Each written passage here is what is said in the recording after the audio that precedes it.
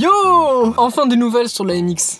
Je sais, ça fait longtemps. Pour l'occasion, je me suis mis dans la voiture, même si on est dans le garage. Je tapais une petite lampe ici, aimantée, donc c'est normal si l'éclairage est chelou. Mais aujourd'hui, j'ai des bonnes nouvelles parce que cette année-ci, je travaille, en plus de l'université et en plus de mon travail en indépendant. Donc j'ai un job étudiant, ce qui va me permettre de pouvoir commencer les travaux que je veux faire sur ma petite Mimix. J'ai une liste, je vous montrerai tous les trucs au fur et à mesure. Il y a des choses qui vont se faire cette année, d'autres pas, je le préciserai à chaque fois parce qu'il y a probablement des choses qui vont pas être faisables niveau prix, d'accord, faut pas déconner. Mais j'ai beaucoup de projets pour cette voiture, donc je vais commencer par l'introduction. Cette MX5, c'est une Miracle, vous en avez déjà entendu parler si vous me suivez sur la chaîne, hein. Si c'est pas le cas, abonnez-vous, n'hésitez pas, voilà. Édition Miracle, donc édition spéciale, avec intérieur beige en cuir, les compteurs blancs, il y avait aussi la capote beige, mais ça c'est un ancien propriétaire qui l'a changé, et puis l'extérieur en vert, c'est une voiture qui date des années 2000, volant en bois aussi éventuellement, et pommeau de vitesse pareil, de Nardi, hein, quand même, attends. Et donc cette voiture, je veux pas en faire une voiture modifiée. C'est-à-dire que je sais que beaucoup de gens aiment bien ça dans la team MX5 mondiale, d'accord? C'est des voitures qui sont cool à préparer. Je veux pas du tout faire ça. Pas du tout. Cette voiture, j'aimerais la tenir la plus clean possible, c'est-à-dire zéro modif, si ce n'est des améliorations de vie de tous les jours, c'est-à-dire, vous le verrez dans quelques instants. Mais sinon, globalement, pas de modification visuelle, pas de modification sportive, tout ça je mets de côté, je ferai un jour avec une voiture que je trouve plus adaptée, mais celle-ci, surtout dans la config dans laquelle elle est, je veux que ça soit un daily cool en fait. Comme ça, voilà, c'est introduit, vous avez un peu l'idée de où est-ce que je veux aller et ça sera plus simple pour expliquer les options que je veux mettre dedans, enfin les modifs du coup. Et on peut commencer tout de suite. Alors, dans les choses les plus récentes que je veux faire, j'ai un problème avec la durite d'embrayage, donc je l'ai commandée, elle devrait pas tarder. Ça, disons que c'est plus de l'entretien, donc on va mettre de côté. La géométrie, pareil, c'est un peu plus de l'entretien, mais bon, cette voiture, je suis pas sûr qu'elle en ait eu une fois en sa vie, sachant qu'elle a 21 ans, il serait peut-être temps d'en faire une, tu vois. Mais du coup, ce qui suit, c'est le verrouillage centralisé et du coup, avec ça, le coffre. Si vous utilisez cette voiture en daily, vous vous rendrez compte très vite que devoir ouvrir une porte à clé tout le temps, c'est chiant. C'est drôle, mais c'est chiant. Typiquement, je suis très souvent, la plupart du temps avec un passager, une passagère en l'occurrence, et le fait qu'à chaque fois qu'on descend dans le parking et qu'on aille ouvrir la voiture, je dois d'abord ouvrir ma porte, rentrer dedans pour lui ouvrir le loquet, ou alors ouvrir de son côté, puis refaire le tour de la voiture et revenir ouvrir de mon côté, c'est chiant. C'est très chiant. Pareil avec le coffre. Si vous avez une NB comme la mienne de 99 à 2000 du coup, vous saurez que la console centrale elle a tendance à péter assez fréquemment. Donc la charnière est cassée, elle s'ouvre tout le temps. C'est là-dedans que tu as ton ouverture de coffre et ta trappe à essence. Pour pas que ça soit gênant d'avoir ça dans le bras tout le temps en train de balancer, hein, tu le fermes à clé. Sauf que du coup, pour ouvrir ton coffre, tu es obligé d'utiliser la clé à chaque fois. Que ça soit de l'intérieur ou depuis l'extérieur, tu dois à chaque fois aller chercher avec la clé. La commande centralisée, du coup, ça me facilitera la vie pour le coffre, puisque je devrais juste rester appuyé sur le bouton coffre pour l'ouvrir, et puis surtout pour les portières, pour pouvoir rentrer plus facilement dans la voiture, ça sera vachement plus simple. Donc ça fait vraiment partie des petites upgrades comme ça, qui sont pas visibles à l'œil nu, mais qui sont tellement bien, quoi, mais tellement bien. Après ça, dans les upgrades que j'aimerais faire, c'est un peu plus violent. Violent dans le sens où je sais pas trop comment m'y prendre, et ça va coûter très cher. En gros, dans cette bagnole, j'aimerais mettre l'Airco.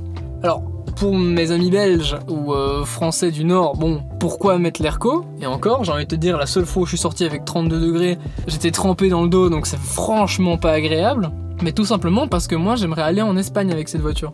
Parce que je suis espagnol, ma famille est en Espagne. Le problème, c'est que du coup, là-bas, il fait chaud. Et si t'as pas l'Airco, mon pote, tu vas passer un sale quart d'heure. Du coup, l'installation de l'Airco, c'est même pas juste une option, c'est une obligation pour moi. Juste, je sais vraiment pas comment m'y prendre. De l'Airco neuf, c'est 1200 balles sur IL Motorsport, mais au moins je suis sûr d'avoir toutes les pièces et en bon état. Après, il y aura juste à le faire charger là où il faut. Mettre un truc d'occasion, en soi, c'est une option, mais j'ai peur de pas avoir le matériel suffisant, de pas avoir juste l'expertise pour l'installer.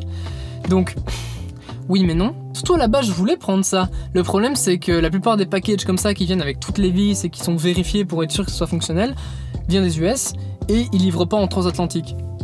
Donc c'est chiant. Du coup voilà, la seule option réellement intéressante et long terme que je trouve, c'est celle d'IL Motorsport à 1200 balles. Le problème c'est que voilà, je suis étudiant, hein, 1200 balles, voilà, ça sort pas de nulle part, tu vois. Surtout que j'ai une activité d'indépendant à maintenir, une petite amie, bon, il y a un peu de l'argent qui part de temps en temps, hein, c'est normal, mais du coup voilà, il faut recalibrer à côté, tu vois.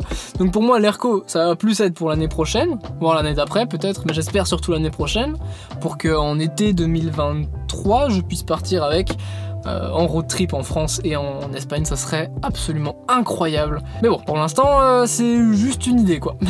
Dans les updates con, il y a aussi du coup la coudoir, hein, j'en ai parlé juste avant, mais évidemment c'est embêtant si tu peux pas l'ouvrir pour accéder à ta trappe à essence ou à ton coffre. Utiliser la clé à chaque fois, ça implique d'enlever les contacts, donc bon, c'est pas terrible quoi.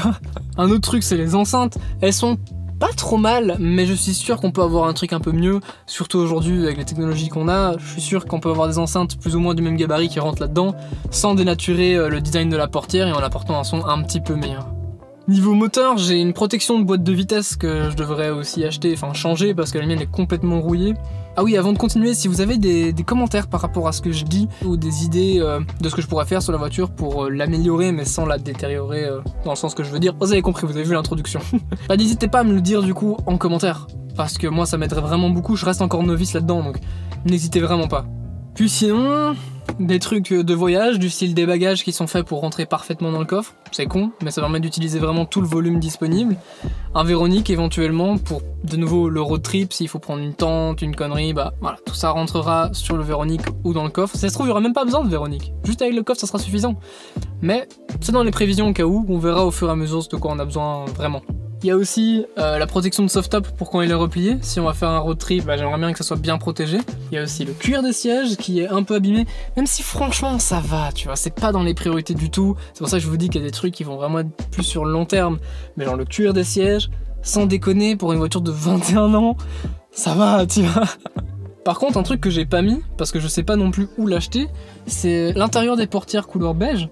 Parce que elles sont déglinguées, je sais pas ce qu'ils ont foutu les anciens propriétaires, peut-être des bagues ou des trucs comme ça, mais il y a plein de petits poc comme ça blancs dessus, et c'est vraiment dommage parce que c'est pas beau. Et il y a aussi un trou à cause d'une ceinture sur la porte passager qui était aussi nouveau du précédent propriétaire. Mais bon, ça voilà, de nouveau c'est pas vraiment dans les priorités, mais c'est un jour, j'aimerais bien le faire parce que c'est quand même sympa quoi. Puis évidemment, l'éléphant dans la pièce, les longerons et la rouille. Pas grand chose à dire là-dessus, hein. C'est un moment, si tu veux faire la restauration d'une MX-5, il y a un moment dans ta vie, va falloir travailler sur la rouille de la bagnole, c'est comme ça.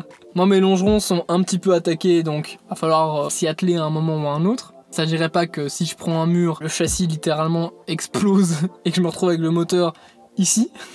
Et puis sinon, au niveau des jupes, pour éviter que ça se propage trop non plus, surtout que si j'utilise fréquemment à la voiture, mais pas trop en hiver, rassurez-vous. Mais vu que j'utilise fréquemment et qu'on est quand même en Belgique, parfois il y a du sel sur la route, parfois il pleut juste tout le temps. Donc la rouille c'est quelque chose quand même d'important, donc ça j'essaierai de le traiter dans 1 an et demi peut-être, 2 ans, ça dépendra du road trip et de comment on prévoit tout, mais globalement voilà, tout ça c'est pour dans les futures 3-4 années si tout va bien, surtout que je suis toujours en train de rembourser une partie de la voiture, et puis il y a les assurances à payer, etc. Donc beaucoup de frais, je suis quand même très heureux et fier en vrai de pouvoir gérer ça presque by my own. Mes parents m'aident, hein, faut pas déconner. Mais après voilà, c'est moi qui m'occupe des frais, moi j'ai juste emprunté de l'argent mais je leur rends. Donc je suis assez fier de pouvoir gérer ça, honnêtement. Et en même temps à côté d'avoir une vie, de pas être bloqué.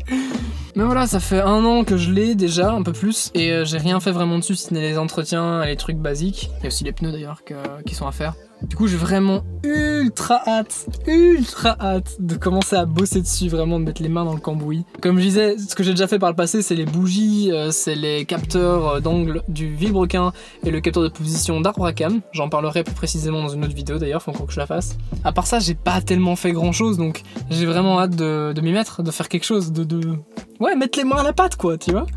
Enfin bref, c'était une petite vidéo sympa, j'espère que ça vous a plu, j'espère qu'il n'y a pas eu trop de résonance parce que on est quand même dans une bagnole quoi, il n'y a rien à faire. Et puis si vous avez aimé cette vidéo, n'hésitez pas du coup à vous abonner, hein, mettre un petit j'aime, et puis surtout si vous avez des conseils ou des idées en particulier, n'hésitez pas à le dire en commentaire, je l'ai dit déjà tout à l'heure, mais voilà, ça peut vraiment être pratique quoi. Bon, je crois que j'ai tout dit. Sur ce, moi, je vous dis à la prochaine. Kiss kiss, ciao. J'étais obligé de faire ça. C'est que l'accent de fume en plus, il est génial.